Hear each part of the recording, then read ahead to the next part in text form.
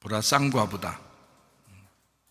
룻기서 1장 17절 말씀이요. 어머니께서 죽으시는 곳에서 나도 죽어 거기 묻힐 것이라. 만일 내가 죽는 일 외에 어머니를 떠나면 여호와께서 내게 벌을 내리시고 더 내리시기를 원하나이다 하는지라. 이사야 53장 5절 말씀. 주님이 찔리심은 우리의 허물 때문이요 주님이 상하심은 우리의 죄악 때문이라. 주님이 징계를 받음으로 우리가 평화를 누리게 되었고 주님이 채찍에 맞음으로 우리가 나음을 받았도다. 고린도서 6장 2절 말씀. 보라 지금 은혜 받을 만한 때요 보라 지금이 구원의 날이로다.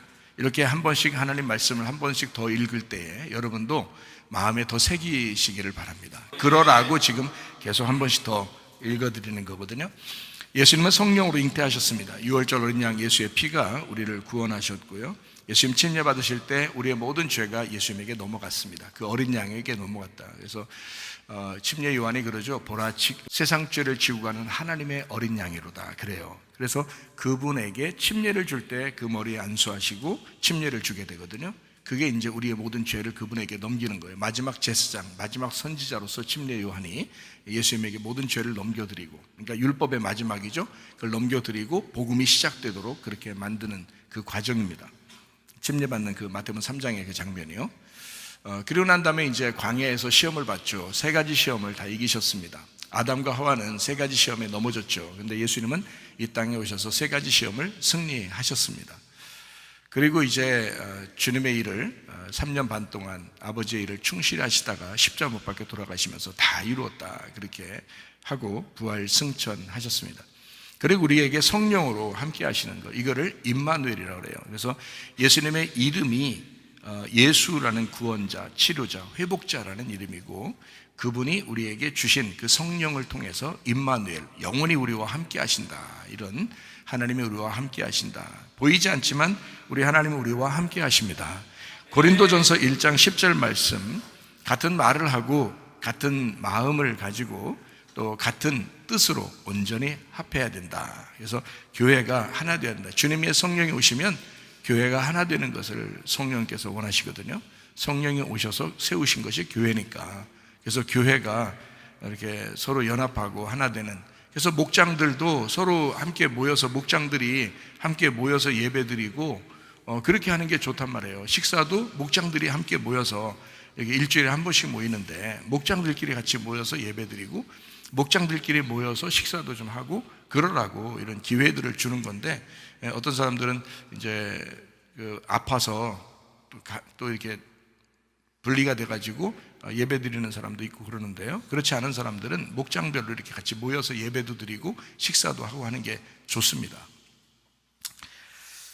히브리서 13장 8절 말씀에요. 예수는 그리스도시다. 어제나 오늘이나 영원토록 예수는 그리스도가 되신다, 이렇게 말씀했습니다. 사도행전 4장 12절에 다른 이름으로서는 우리에게 구원받을 만한 이름을 주신 적이 없다. 예수 이름 이외에는 구원자가 없다. 예수만이 길이요 진리요 생명이 되신다는 말씀입니다. 갈라디아서 2장 20절 말씀이요. 내 믿음이 아니라 예수 그리스도의 믿음, 하나님의 아들의 믿음으로 우리가 살아간다라고 말씀했습니다. 내 믿음은 변할 수 있다고 그랬죠. 그러나 하나님의 아들의 믿음은 변할 수가 없습니다. 사람들이 자꾸 자기 중심으로 살아가고 자기 중심으로 예배드리는 그런 사람들이 참 많은데, 그러면 안 됩니다. 그러면요, 자기 믿음이고 언젠가는 쓰러지게 돼 있습니다. 그러나 그리스도 중심으로, 교회 중심으로 예배를 드리고 그렇게 함께 하게 되면 쓰러지지 않습니다. 그 사람들은요, 그리스도의 믿음으로 살아가기 때문에 그렇습니다. 요한일서 4장 8절 말씀, 하나님은 사랑이라 그랬고요, 요한일서 4장 16절 말씀에 사랑하지 아니하는 하나님 안에 거하지 못한다 그랬어요. 그래서 사랑하게 되면 그 하나님 안에 거하게 된다라는 말씀이 있습니다. 시편 119편 71절 말씀이요. 고난당한 것이 내게 유익이라 이로 말미암아 내가 주의 율례들을 배우게 되었나이다, 이랬습니다. 여러분의 고난이 오는 것은 여러분에게 말씀을 깨닫게 하고 여러분 마음 가운데 하나님이 함께 하시다는 사실을 깨닫게 하려고 고난이 오는 거거든요. 그 잠시 오는 고난 때문에 너무 고통스러워서 시험 들고 쓰러지지 마시고, 고난이 올지라도 그것을 이겨낼 수 있는, 저도 때때로 고난이 오죠. 시험도 오고요. 그렇지만 그것에 의해서 내가 넘어지지 않으리라. 그러니까 기도하는 거예요. 하나님 앞에 기도하고 그 말씀을 사랑하고 그러는 거예요. 왜냐하면 그러면 이제 주님과 동행하려고 하는 거죠. 어느 누구도 마찬가지예요. 성령 충만하지 않으면 넘어질 수밖에 없습니다. 그러니까 성령 충만하게 되면 넘어지지 않아요. 성령 충만하면 그 성령 충만이 말씀과 기도로 오는 거니까. 그래서 말씀과 기도로 계속 저도 무장하려고 늘 무장하고 늘 자기 자신을 점검하고 그러는 거거든요. 쓰러지지 않으려고요. 그런데 시험 들고 쓰러진다 그러면 안 되는 겁니다. 그건 자기 믿음으로 살았기 때문에 그런 거거든요. 고난이 왔을 때 이게 하나님 말씀을 나를 깨닫게 해주시는구나 라고 생각하고, 시험이 왔을 때도 나를 하나님께서 이렇게 또 다시 믿음을 도닥도닥해서 더 믿음을 강건하게 만들려고 하시는 하나님의 테스트구나 라고 생각하시면 오히려 견디기 좋죠. 우리가 고난이 오고 시험이 오면 마귀는 넘어뜨리려고 하겠죠, 우리를. 그러니까 넘어지지 않아야 되죠, 우리가. 그러려니까 주님 의지하는 겁니다. 그러니까 주님께서는 나를 이런 시험 보듯이 시험 봐서 우리를 믿음을 성장시키려고 하는구나 라고 생각하셔야 돼요. 그러면 여러분 절대 안 넘어집니다. 그때마다 이렇게 일이 오죠. 여러분에게 그런 거 찾아오는데 절대 안 넘어질 수 있습니다. 주님께서 나와 함께 하신다, 주님이 나를 믿음을 주셔서 이렇게 세우신다라고 생각하면 그 생각 차이거든요. 그러니까 그렇게 하면 틀림없이 이겨낼 수 있기 때문에요. 여러분 넘어지지 않고, 어떤 집사님도 저한테, 다른 교회 집사님인데 연락이 왔더라고요. 목사님, 제가 목사님 말씀대로, 저희 이제 설교를 많이 들으니까 그분이 목사님 말씀대로 제가 바른 길로 제가 요즘에 그렇게 살아가는 것 같아요. 그렇게 연락이 왔어요. 제가 이렇게 답을 보냈습니다. 뭐라고 했냐면, 그 사람을 제가 잘 알아요. 아는 사람이 멀리 떨어져 있어서 그렇지 잘 아는 사람이에요. 그 사람한테 뭐라고 했냐면, 네가 고난받은 거를, 저보다 나이 어리니까 그렇게 이제 편하게 한 거예요. 편하게 하는 사이고, 네가 그때 그런 고난 가운데 있었기 때문에 네가 지금 이렇게 하나님께서 믿음을 주셔서 고난 가운데서 네가 믿음으로 승리하고 그리고 말씀으로 이렇게 바르게 세워지는 모습을 보니까 참 좋다. 그렇게 답장을 보냈습니다.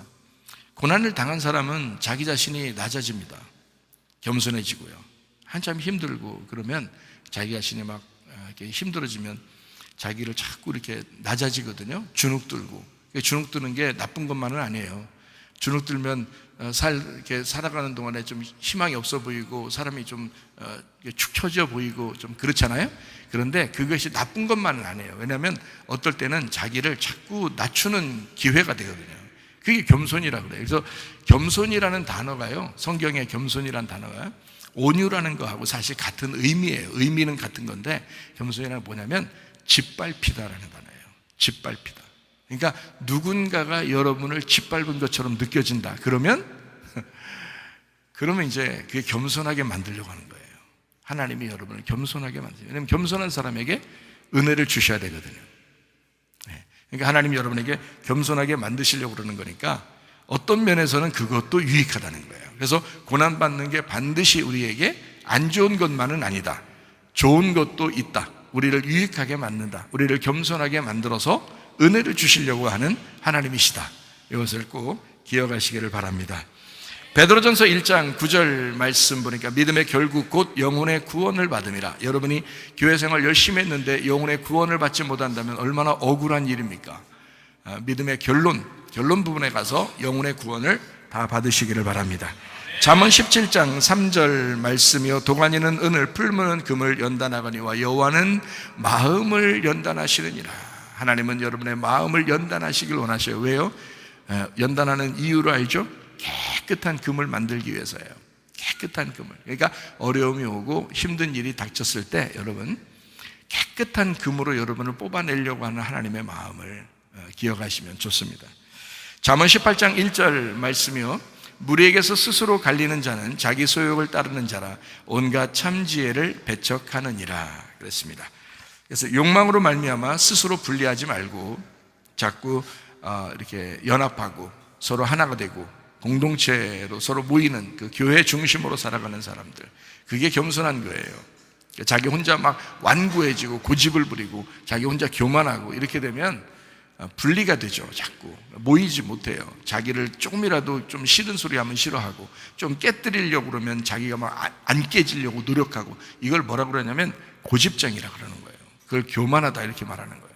그러니까 주구장창 우리 학생들 청년들처럼 주구장창 교회에 참석하고, 주구장창 목사님이 뭐라고 하든지 설교가 무슨 말씀이 나오든지 주구장창 교회를 나오다 보면 목사님이 칭찬도 얼마나 많이 해주는데요. 사실은 칭찬도 많이 해줍니다. 혼내기만 하는 목사 아니에요. 저 칭찬도 많이 해주는 사람이에요. 많이는 못 해줘도 칭찬을, 그래도 칭찬도 해주는 사람이에요. 정말 잘해요. 우리 학생들 청년들 보면 정말 잘해요.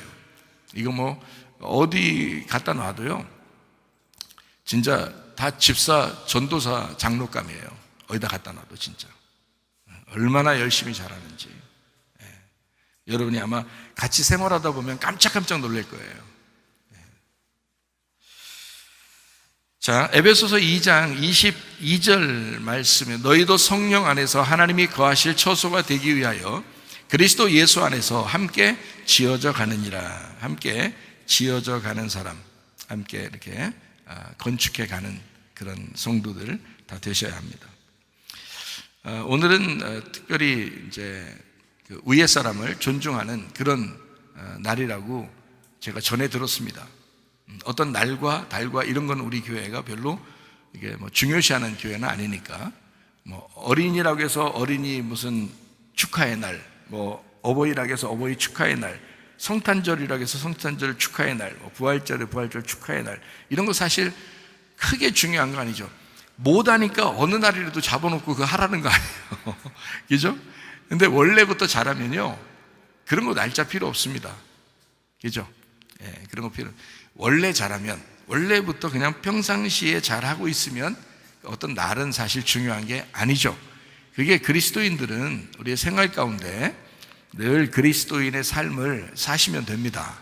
근데 어느 날을 자꾸 정해서 자꾸 하는 그런 경향이 있어요.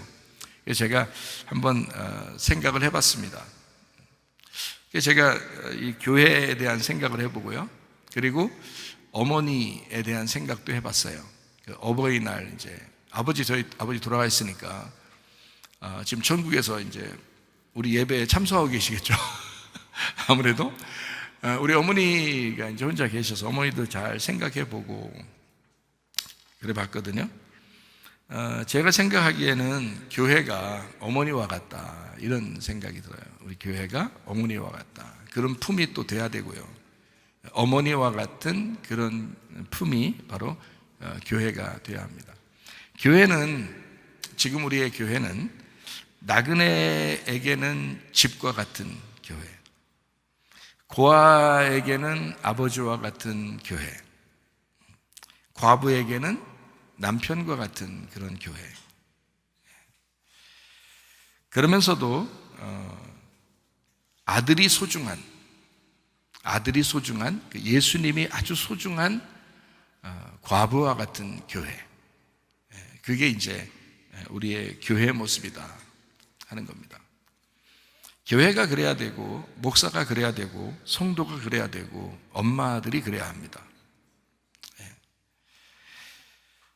어떤 글에 제가 하고 싶은 말이 어떤 글에 있더라고요. 그래서 그 글을 한번 여러분에게 한번 읽어드리려고 그래요. 어떤 글에 있더라고요. 이런 일이 있더라고요. 엄마라는 제목이에요. 몇 해 전 미국 어느 초등학교 과학 시간에 선생님이 아이들에게 시험 문제를 냈답니다. 그 시험 문제는 뭐냐면, 첫 글자가 M으로 시작하는, 미국이니까 M으로 시작하는 단어 중에 상대방을 끌어들이는 성질과 힘을 가진 단어를 쓰세요 라고 시험 문제를 냈대요. 이게 과학 시간이니까. 그 정답이 자석이었습니다. magnetic이라고 해서 M으로 시작하는 거거든요. magnetic. 과학 시간이니까 정답이 자석이었어요. 그런데 85% 이상이, 거의 다 학생들이 답을 mother, 엄마라고 쓴 거예요. M으로 시작하니까 엄마가 생각난 거예요, 애들이. 그래서 mother라고 다 쓴 거예요. 이제 선생님이 고민하겠죠. 그래서 고민하던 선생님이 거의 다 엄마라고 썼으니까 어떻게 해요? 그래서 그냥 엄마를 정답으로 처리했대요. 학생들이 M으로 시작하는 말로 상대를 끌어들이는 성질을 가진 단어를 mother 이렇게 기억하는 것은 너무나 당연한 일입니다. 얼마 전 세상에서 가장 아름다운 말 1위로 선정된 것도 엄마였습니다. 세상에서 가장 아름다운 눈은 젖을 먹는 자기 아이를 바라보는 어머니의 눈동자라고 하고, 세상에서 가장 아름다운 모습은 아이에게 젖을 먹이는 어머니의 모습이라고 합니다. 어느 사진 전시회에서 최우수 작품으로 선정된 기다림이라는 제목의 사진은 해질 무렵 동구박 느티나무 아래 누군가를 기다리는 여인의 뒷모습이라는 사진이었습니다. 저희 아이들이 외국에서 공부를 했는데 저희 어머니가 오랫동안 키우셨거든요. 근데 밤에 늦게 오면 외국이니까 위험하기도 하고, 또 밖에 이제 사람들이 원래 본토인들이 총도 가지고 지내고 이러니까 위험하잖아요. 그러니까 좀이라도 늦게 오면 그거 기다리면서 언제 들어오나 그 문 마당 밖에서 그렇게 많이 오랫동안 기다리셨다고 그래요. 얼마나 불안하셨을까, 얼마나 무섭고 두려웠을까, 그런 생각이 듭니다. 우리 자녀들이 거기에 대한 보답을 잘 해야 되는데 모르겠어요. 그냥 부모의 마음이 그렇다는 거죠. 부모의 마음은 그런 마음이다라는 것이죠. 그래서 우리 자녀들이 어머니, 할머니를 생각할 때는 아주 특별하게 생각을 합니다. 매일 가정 예배 드리고 매일 기도하면서 키워냈으니까 그거를 특별하게 생각을 하더라고요. 저희 집사람도 고생을 많이 했고, 그래서 저희 자녀들이 저희 집사람도 굉장히 안타깝게 생각하고 이렇게 연민의 정을 그렇게 많이 느끼더라고요. 우리 집사람에 대해서도 고생 많이 해서. 저희 어머니에 대한, 할머니에 대한 그 마음, 그게 그 기다리는 뒷모습, 그 어머니의 모습, 그 기다림이라는 제목의 사진이 대상을 차지했답니다. 아이를 안고 있는 모습을 바라보는 것만으로도 가슴이 뭉클합니다. 자식을 기다리는 어머니의 모습, 그림이 주는 메시지는 기다림과 그리움. 어머니는 기다림과 그리움의 대명사이십니다. 아마 여기 있는 어머니들이 다 그럴 거예요. 아마 자식을 생각할 때 그 마음들은, 어머니들은 다 그럴 거예요. 제가 왜 아버지라고 안 하면 아버지들은 그런 마음 별로 안 가질 때가 많거든요. 근데 어머니들은 안 그래요. 어머니들은 항상 그런 마음들이 있다고 하는 것을 제가 좀 느끼겠어요. 이제 호르몬의 변화인가? 뭔가 좀 느끼겠어요. 갱년기? 모르겠어요. 하여튼 그 마음이 자꾸 느껴져 와요. 그 어머니들의 그 안타까운 그 마음 어떨까 하는. 제가 그 어버이날 한번 불효한 적이 있었어요. 뭐라 그랬냐면, 어머니, 제가 진짜 얼마나 노심초사 이렇게 효도하고 어머니 잘해드리려고 하는지 아십니까? 그 말을 했다가 제가 얼마나 후회했는지 몰라요. 내가 왜 그 말을 했을까? 어머니가 그 말 아는데, 어머니가 아는데 내가 왜 그 말을 했을까? 내가 너무 힘들었기 때문에 그 말을 했는데, 어느 날, 그런데 우리 어머니가 속에 얼마나 마음이 아팠을까 하는 생각이 막 들어오니까, 내가 왜 그 말을 했을까? 입이 무거운 자식이 돼야 되는데 입이 이게 방정 맞아가지고 내가 왜 그 말을 했을까 하면서 내가 마음을 얼마나 가슴을 쳤는지 몰라요. 여러분, 어머니의 마음이라고 하는 건 한없이 주고, 우리 어머니가 저 같지 않죠. 그러니까 자식 같지 않은 거예요. 어머니하고 자식하고는 완전 마음이 틀려요. 그래서 부모의 마음은 자식들이 이해를 못하는 거예요. 여러분, 잘 생각해 보세요. 근데 우리 어머니는 한 번도 저에게 내가 너한테 얼마나 이렇게 해줬는데 라는 말 안 해봤어요. 그게 부모니까.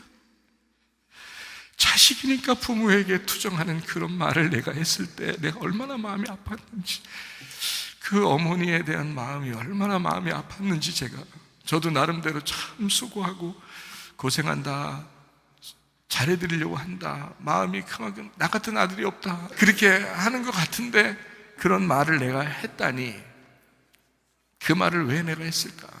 우리 어머니는 나에게 그런 말 해본 적이 없는데 그게 부모와 자식의 차이란 말이에요. 그게 부모와 자식의 차이.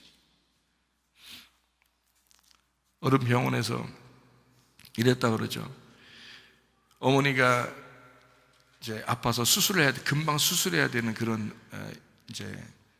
그 위치인데 의사가 사인을 해야지 수술할 거 아니에요. 근데 보호자가 아들인 거예요. 그래서 아들한테 사인하라고 수술해야 되니까 금방 수술해. 지금 급하다고 수술해야 한다니까 아들이 사인을 못 하는 거예요. 왜 그러냐니까 돈이 없는데 아무 돈이 없는데 어떻게 수술을 시키겠냐고 그렇게 주저주저하고 막 힘들어 하더라는 거예요.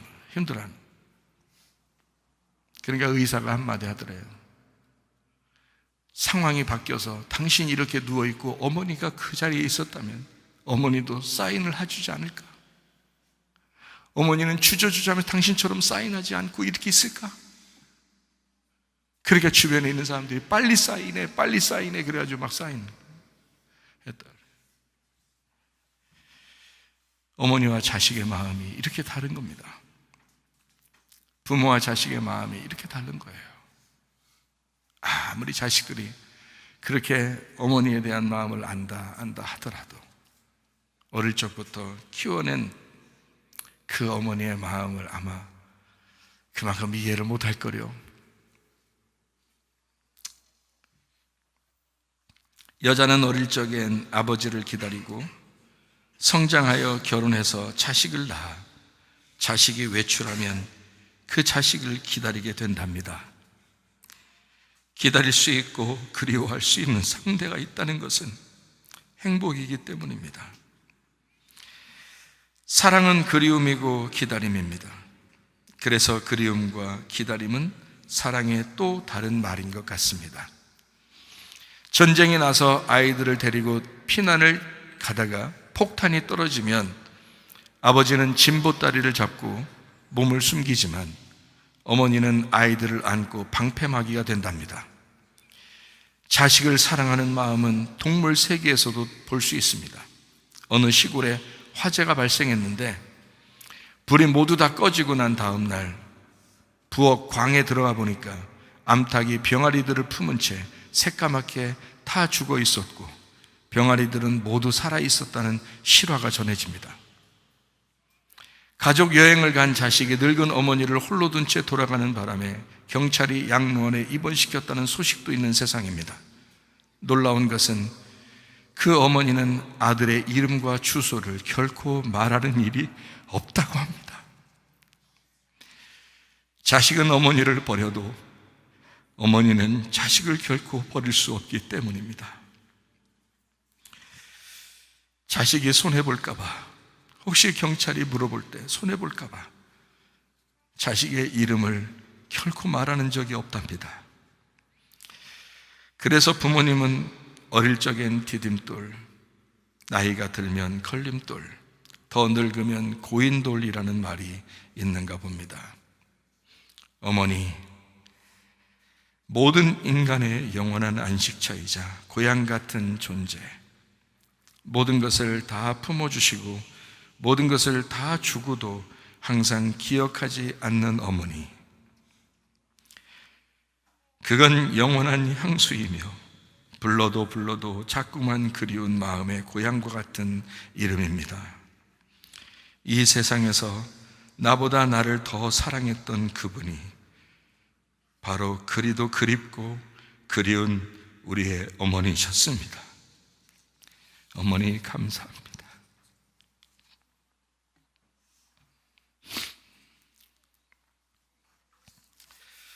아마 여기에 있는 모든 예배 참석하는 사람들도 다 그런 마음일 것입니다. 어머니의 모습이 자식과 다릅니다. 어머니의 사랑이라고 하는 건 가장 하나님의 사랑과 닮았다고 합니다. 그래서 하나님도 어머니라는 단어를 우리에게 주시고 하나님의 사랑을 깨닫게 하시는 겁니다. 저는 여러분에게 제가 은혜 받고 나서 하나님의 사랑을 참 많이 깨닫고 제가 여러분에게 그 하나님의 사랑을 전달하고 그럽니다. 오늘은 특별히 룻기서 1장 17절에 나와 있는 쌍과부에 대한 이야기를 좀 해볼까 합니다. 하나님은요, 특별히 과부를 사랑하십니다. 여기에 하나님의 사랑받는 여인 둘이 나옵니다. 이름하여 쌍과부, 나오미와 룻입니다. 룻기서 1장 3절, 나오미의 남편 엘리멜렉이 죽고 나오미와 그의 두 아들이 남았으며, 5절, 말론과 기른 두 사람이 다 죽고 그 여인은 두 아들과 남편의 뒤에 남았더라. 그래서 나오미와 룻이 이제 쌍과부가 돼서 며느리하고 시어머니하고 참 이게 운 좋은 건지 운이 나쁜 건지 둘이 같이 남게 되었습니다. 이렇게 살게 되었어요. 룻기서 1장 17절 말씀은 여러분에게 보게 되면, 어머니께서 죽으시는 곳에 나도 죽어 거기에 묻힐 것이라. 만일 내가 죽는 일 외에 어머니를 떠나면 주님께서 내게 벌을 내리시고 더 내리시기를 원합니다. 내가 거기서 떠나게 되면 하나님이 나에게 벌을 내리실 겁니다. 이렇게 얘기해요. 그래서 어머니하고 내가 절대 떨어질 일이 없을 겁니다. 이렇게 며느리가 시어머니에게 그렇게 얘기할 정도의 시어머니들이 되셔야 합니다. 그렇게 얘기할 정도의 시어머니가요, 이 나오미 룻기서를 보면서 시어머니들이 배우셔야 돼요. 야, 나오미가 얼마나 훌륭했으면 며느리가 세상에 시어머니하고 안 떨어지겠다는 거예요. 하나님이 우리를 갈라놓기 전까지는, 다시 말하면 죽을 때 전까지는 절대 서로 나누어지지 않겠대요. 이 나오미라고 하는 이름이요, 노우미라는 이름이거든요. 그게 즐거운이라는 이름입니다. 노함에서 나왔어요, 단어가요.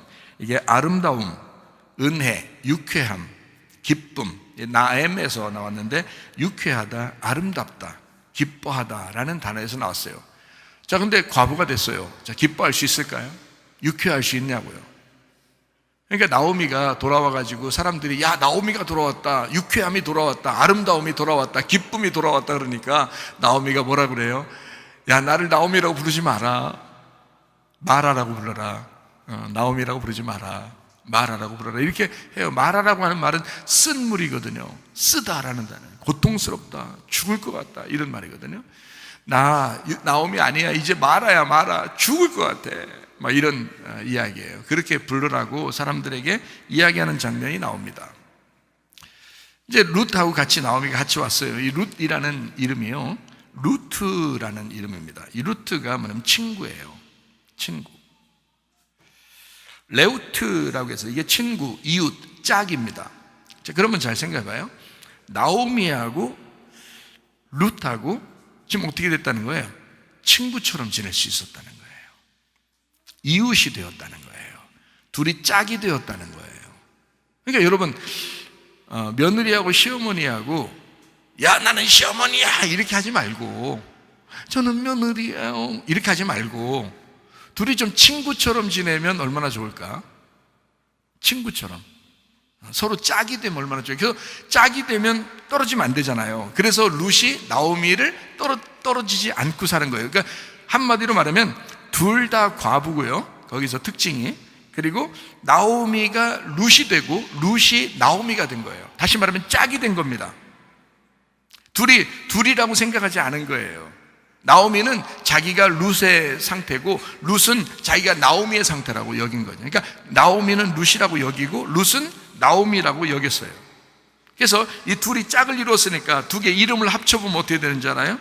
자, 나오미와 룻의 이름을 합치면 즐겁고 유쾌한 친구 짝이다, 이렇게 되는 거예요. 이 두 이름을 합치면 둘이 짝이니까 하나는 유쾌하죠, 하나는 즐겁죠, 하나는 짝이에요, 하나는 친구란 말이에요. 그러니까 시어머니와 며느리의 관계가 참, 이게 성경에서나 나오는 말이에요. 이게 교회에서나 듣는 이야기예요. 참 진짜 이렇게 사셔야 되는데 다 같이 그게 잘 안 되는 것 같아요. 사람들은 자꾸 시어머니는 대우받으려고 그러는 것 같고 며느리는 그냥 그렇게 어려워하고 시어머니를 그렇게 하는 것 같아요. 근데 시어머니가 먼저 얘기하세요. 나는 너를 친구처럼 하고 싶다. 나는 너를 친구처럼 대하고 싶다. 우리 친구처럼 얘기하자. 이렇게 먼저 얘기하면, 아니 며느리가 먼저 하면 좀 이상하게 보이잖아요. 며느리가 먼저 시어머니 딱 만나자마자 우리 친구 하세요. 이상하잖아요, 그죠? 우리 친구 할까요? 만나자마자 그럼 이상하잖아. 근데 시어머니가 얘기해주면 며느리가 얼마나 좋아할까, 그죠? 위에 사람이 밑에 사람한테 얘기해주면 참 좋아할 거예요. 직장에 들어갔더니 직장 사장이 직원한테, 말단 직원한테, 야 우리 편하게 얘기하자, 친구처럼 우리 그렇게 지내자. 이렇게 하면 말단 직원이 들어오자마자 얼마나 기분 좋겠어요. 근데 말단 직원이 들어오자마자 사장한테 우리 친구 할까요? 이렇게 하면 좀 이상하죠. 예. 그러니까 며느리보다 시어머니의 마음이 어떠하냐에 따라서, 이게 룻 기석을 보니까 나오미와 룻이 그 시어머니와 며느리가요, 이 관계가 굉장히 좋은 관계였다는 거예요. 누가 더 이렇게 사랑을 베풀었다는 걸 볼 수 있죠? 나오미가요. 시어머니가 사랑을 베푼 거예요. 그런 며느리들이 있으면 그 가정이 참 며느리가 행복하겠죠. 그런 시어머니를 만났으면. 그렇죠? 여러분 다 그런 시어머니들이죠? 지금 1층 예배당에 있는 사람들도 다 그 대답하고 있죠? 아멘으로. 그런 시어머니들이죠? 감사해요. 룻기서 2장 3절에 보면요, 우연히 보아스의 밭에 들어갔다는 말이 나와요. 룻기서 2장 3절에 룻이 이제 우연히 엘리멜렉의 친족 보아스에게 속한 밭에 이르렀더라, 이렇게 이야기했거든요. 그 우연이라는 말이 미크레라는 단어예요. 우연히 만나진 사건입니다. 여기에요, 카라에서 왔어요. 이게 일이 생겼다, 지정하다, 이게 정해진 일이라는 뜻이에요. 정해진 일이 생긴 거예요. 그 말은 뭐예요? 이 사람은 지금 우연히 들어간 거예요. 어떻게 가다 보니까 그 밭에 간 거거든요, 보아스의 밭에. 그런데 하나님이 생각할 때는 여기에다가 미크레라는 단어를 쓰면서 뭐라고 하게 했냐면, 하나님이 정하신 하나님의 계획에 의하여 보아스의 밭에 들어가게 해서 이렇게 쓴 거예요. 이건 우연히가 아니라 하나님의 계획이야. 하나님이 그렇게 만드신 거야. 하나님이 일을 정해서 그렇게 하신 거야 라는 그런 말이거든요. 그러면 여러분과 제가 우연히 이곳에 만난 것 같고, 목사로서 성도로서 또 성도 간에 이렇게 우연히 만난 것 같지만, 이 우연은 우연이 아니라 여러분이 우리 교회에 나오신 것도, 또 우리 교회의 말씀을 듣는 사람들도 우연히 그렇게 듣는 것 같지만 하나님의 계획이었다. 하나님이 일을 정해서 하시는 것이었다. 이게 하나님의 계획이라는 겁니다. 우연히는, 이 세상에 우연은 없습니다. 하나님의 계획이 있을 것입니다. 그게 여러분과 저의 놀라운 일이죠. 룻기서 2장을 한번 보십시다. 2장 20절 말씀입니다. 나오미가 자기 며느리에게 이르되 그가 여호와로부터 복받기를 원하느라 그가 살아있는 자와 죽은 자에게 은혜 베풀기를 그치지 아니하도다 하고, 나오미가 또 그에게 이르되 그 사람은 우리와 가까우니 우리 기업을 물을 자 중에 하나이다 하니라. 22절 말씀이요. 나오미가 며느리 룻에게 이르되 내 딸아 너는 그의 소녀들과 함께 나가고 다른 밭에서 사람을 만나지 아니하는 것이 좋으니라 하는지라. 나오미가 룻을 중재하는 장면이죠. 우연히 하나님의 계획에 의하여 룻이 보아스의 밭에 들어갔고, 여기 밭에서 내가 이삭을 주웠는데요, 이 주인이 보아스래요 라고 얘기한 거예요, 시어머니한테. 그랬더니 시어머니가 하는 말이, 야 그래? 보아스 우리 친척인데, 우리 가족인데, 야 세상에 이런 우연이 다 있냐, 하나님의 계획인가 봐. 너 다른 밭으로는 가지 마. 이제는 계속 그 밭에만 가라. 이렇게 얘기한 거예요. 그러니까 나오미가 생각이 있었던 거죠. 무슨 생각이 있었던 거예요. 그 며느리가 젊었을 텐데 그 젊은 여자를 혼자 두게 하고 싶지 않았던 거예요. 계획이 있었던 거예요. 그렇게 해서 결혼하려면 그 형이 죽으면 동생한테 결혼하는 법이 있었거든요. 이 이스라엘 법은 형이 죽으면 동생하고 다시 결혼해야 돼요. 그런 법이 있는데 이쪽에 가족들이 다 몰살했잖아요. 지금 나오미의 남편도 죽고 룻의 남편도 다 죽고 다 죽었거든요. 여기. 근데 이 룻이라는 여자가 나오미를 따라서 여기 왔어요. 둘 다 이제 청승 과부예요. 둘 다 쌍과부예요. 그런데 보아스를 만났다는 거예요. 아, 이거 우리 가족인데? 그러면 뭔가 할 수 있겠다. 이런 이제 나오미가 생각을 한 거죠. 3장 4절입니다. 3장 4절에 보니까 그가 누울 때에 너는 그가 눕는 곳을 알았다가 들어가서 그의 발치 이불을 들고 거기 누우라. 그가 네 할 일을 네게 알게 하리라 하니. 자, 보아스가 이불 덮고 자고 있는데 너 이불 들고 들어가서 거기서 자. 이게 누가 시킨 거냐면 나오미라는 시어머니가 룻이라는 며느리한테 시킨 거예요. 이 말이. 야, 자, 이런 시어머니가 있을 수 있을까? 쉽지 않겠죠, 그죠? 네, 쉽지 않습니다. 그런데요, 나오미의 중재로 룻은 이제 보아스를 만나게 되고, 그래서 룻기서 3장 5절 말씀에 이렇게 되어 있습니다. 룻이 시어머니에게 이르되 어머니의 말씀대로 내가 다 행하리이다. 참 순종을 잘하는 여자예요. 음란한 여자가 아닙니다. 음란해서 이렇게 얘기한 거 아니에요. 진짜 순종하면서 얘기한 겁니다. 그래서 룻기서 4장 13절에 아들을 낳게 됩니다. 이에 보아스가 룻을 맞이하여 아내로 삼고 그에게 들어갔더니 여호와께서 그에게 임신하게 하심으로 그가 아들을 낳은지라. 이제 아들 낳았어요. 성경에 이스라엘 백성들은 아들 낳아야 되거든요. 딸 낳으면 의미가 없어요. 그 자손을 이으려면 아들이 나와야 되거든요. 그래서 아들이 나왔어요. 여기에. 그러니까 이건 뭐 완전 그 집안에 성공한 거예요, 이제. 그 자식들이 많았는데 다 이제 죽어가지고 자식이 없으니까 씨가 없거든요. 그런데 이 며느리가 이게 그 이스라엘에서 볼 때는 정말 형편없는 여인 이 며느리가 말해요. 아들을 턱하니 낳았는데 그 베들레헴에서 가장 부자인 보아스의 아들을 낳아버린 거예요. 참 놀라운 일이 벌어진 거죠. 자, 룻기서 4장 16절 말씀을 보니까 이렇게 돼 있어요. 나오미가 아기를 받아 품에 품고 그의 양육자가 되니. 보통 이제 아기를 낳으면 엄마가 키우잖아요. 그런데 여기는 달라요. 할머니가 키우게 됩니다. 할머니가 양육하게 돼요. 참 놀라운 이야기인데요. 여기서 이 쌍과부가 어땠다고 했어요? 둘이 나누어졌다고 했어요? 이게 하나라고 했어요? 하나로 있죠. 그러니까 누가 키워도 똑같은 거죠. 누가 키워도 똑같은 거야. 이게 하나니까 이게 나눠진 게 아니란 말이에요. 그래서 성경은 뭐라고 그랬냐면 룻기서 4장 17절 말씀이에요. 그의 이웃 여인들이 그에게 이름을 지어 주되 나오미에게 아들이 태어났다.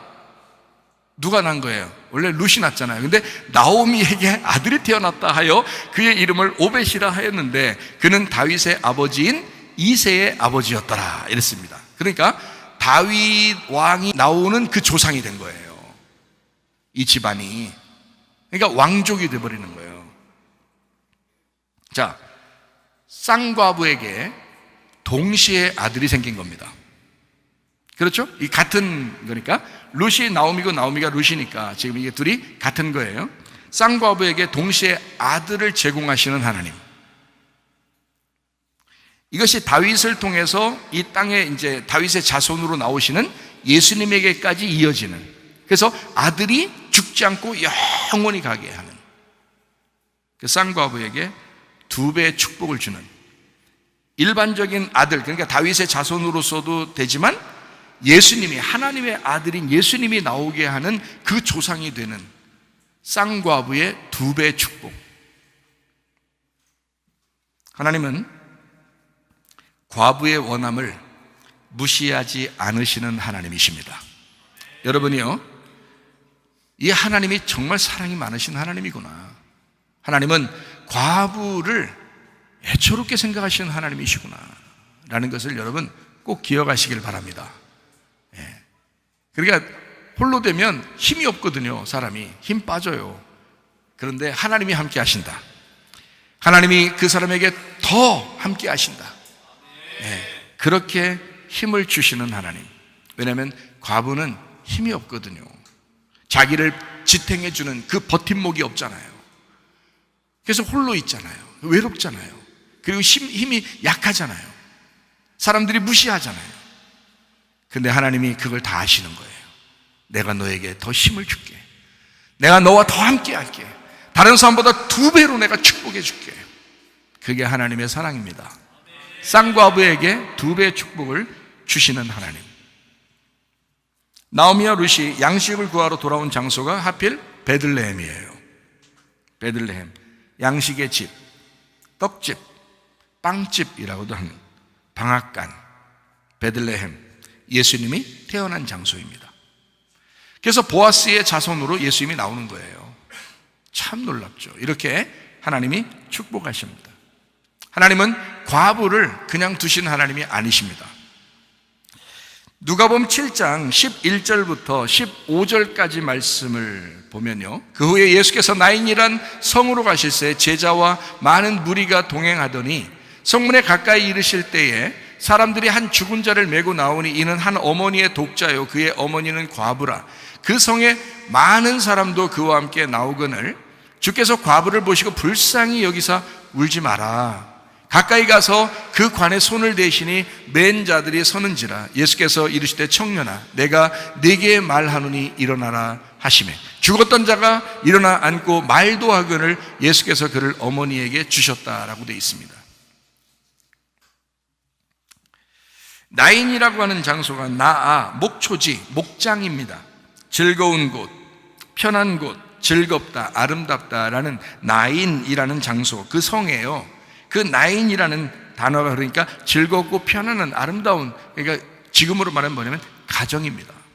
가정. 나인성 그러면 어떤 성을 얘기하는 게 아니라 우리의 가정을 의미하는 겁니다. 가정. 그 나인성이에요. 과부가 나옵니다. 이 과부라는 단어가 케라이라는 단어인데 이게 부족함이라는. 과부는 일단 부족한 거예요. 자기가 막 이렇게 부족하다고 그냥 인정하면 돼요. 하나님이 알아주실 거예요. 하나님이 더 책임지시고 하나님이 더 편히 되실 겁니다.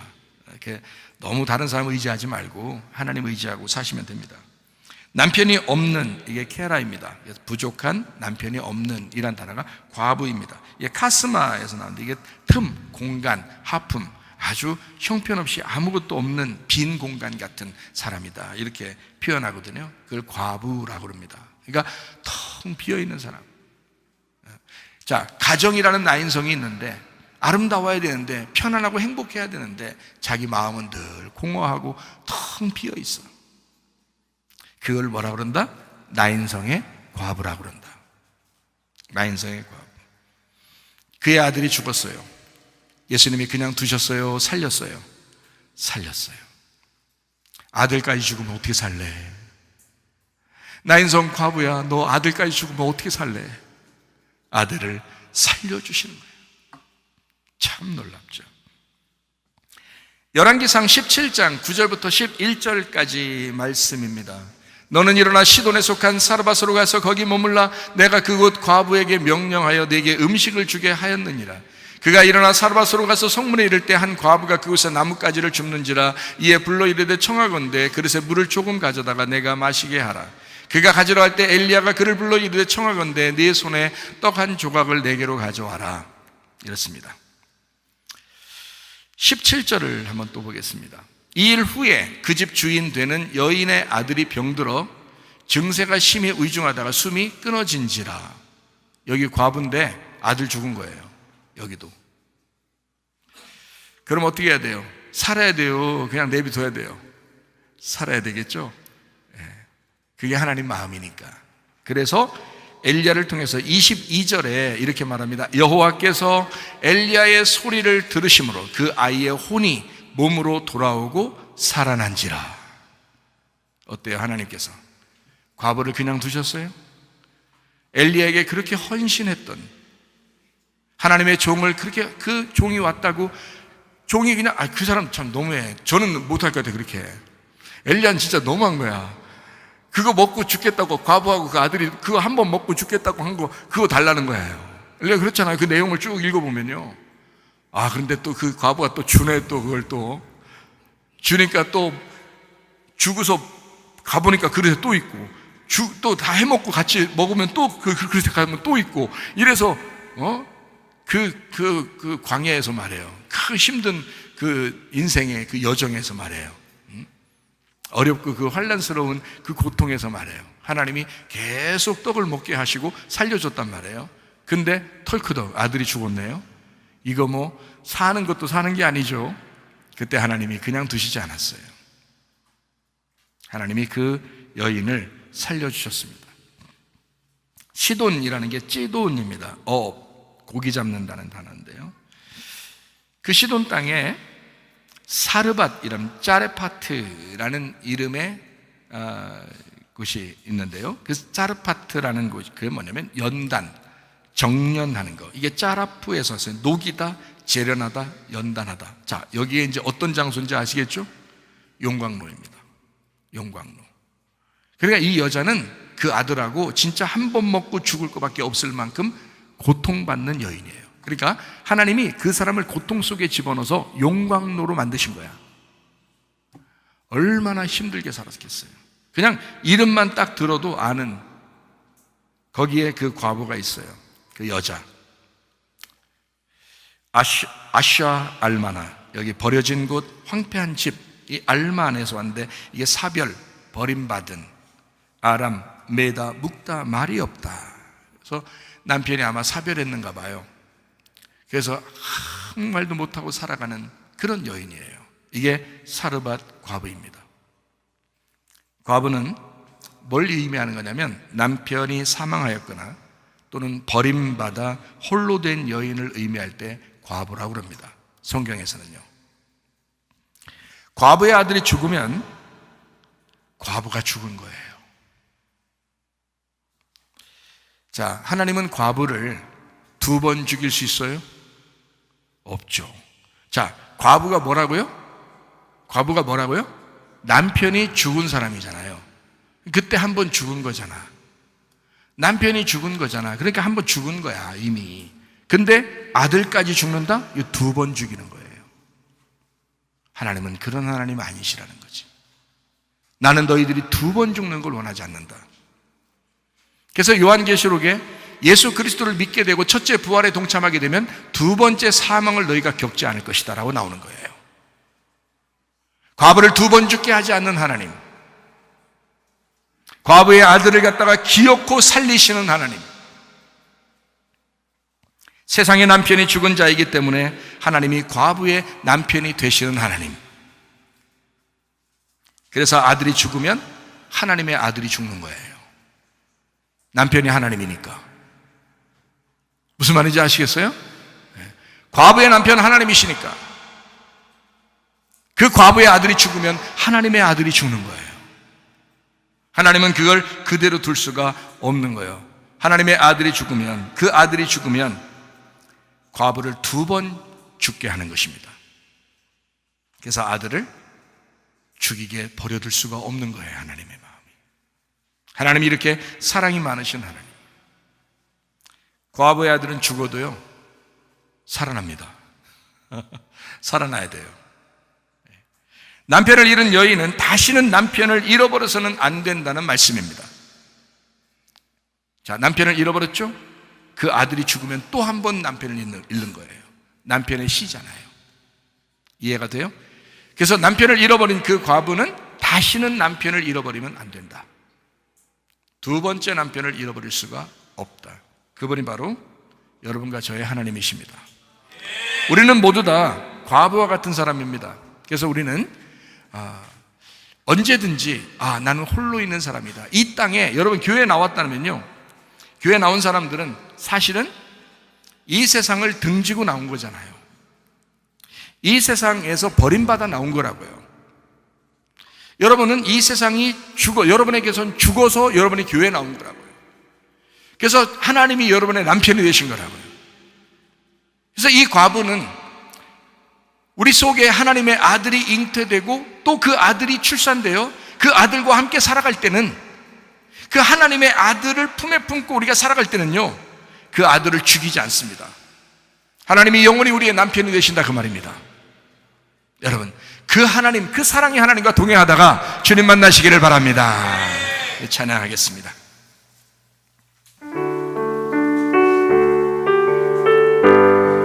하나님께서는 우리의 만남을 계획해 놓으셨네. 우린 하나 되어 어디든 가리라. 주 위에 서라면 무엇이든 하리라. 당신과 함께 우리는 하나 되어 함께 걷네. 하늘 아버지 사랑 안에서 우리는 기다리며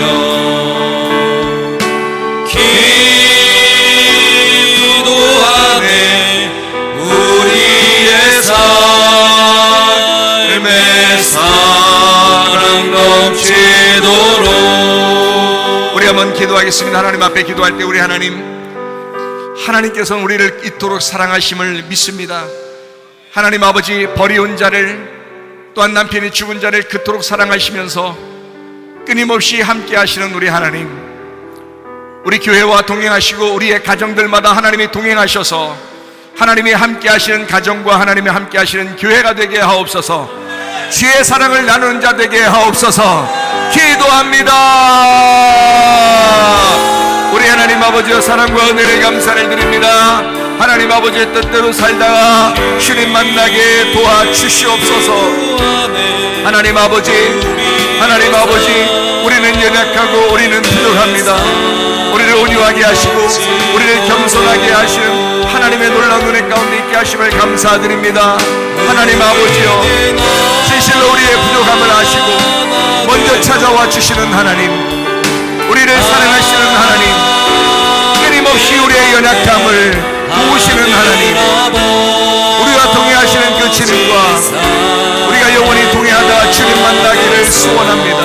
하나님 아버지여, 도와주셔서 아버지 뜻대로 살다가 주님 만나게 도와주시옵소서. 우리와 함께 하시는 주님께 감사를 드립니다. 하나님 아버지 함께 하시고 사랑하심을 믿습니다. 아버지여, 도와주심을 감사합니다. 함께 하심을 감사합니다. 다 같이 찬양합니다. 우리는 하나 되어 함께 걷네. 하늘 아버지 사랑 안에서 우리는 기다리며 기도하네. 우리의 삶에 사랑 넘치도록. 주님께서 너를 복주시고 너를 지키시기를 원하며, 주님께서 그분의 얼굴을 내게로 향하여서 내게 은혜 베푸시기를 원하고, 주님께서 그분의 얼굴을 내게로 향하여서 내게 평강 주시기를 원하노라. 이제는 우리 주 예수 그리스도의 은혜와 하나님의 사랑과 성령의 교통하심이 교회와 가정의 영원토록 함께 할지어다. 아멘. 주여 감사합니다. 우리 하나님 함께 하시고 사랑하심을 감사합니다. 기도받길 원하시는 분들 한번 나오셔서 기도 받으시기를 바랍니다.